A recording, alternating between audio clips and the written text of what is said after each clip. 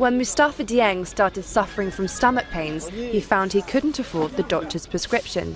Instead, he went to the streets of Burkina Faso's capital, Ouagadougou, to seek out an unlicensed and more dangerous alternative. I went to hospital.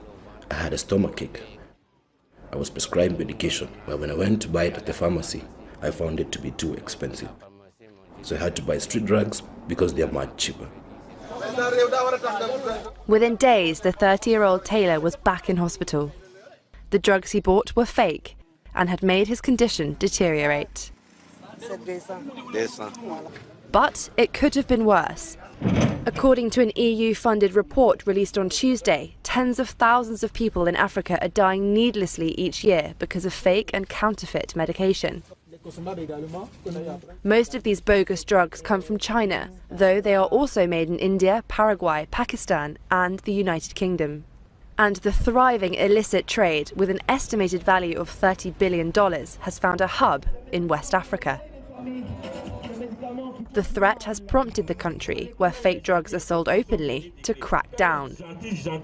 And advocacy group, the National Committee Against Trafficking of Fake Drugs, has taken the fight to the streets, holding public talks in some of Abidjan's busiest streets.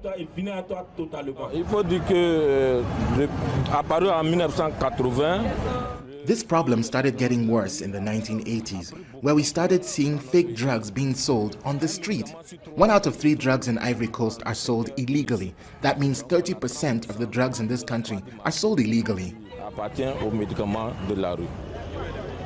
But here, like in many other parts of the continent, pharmacies continue to only stock relatively expensive drugs imported from France, rather than cheaper generics from places like India, meaning people will continue to gamble their health on drugs from the street.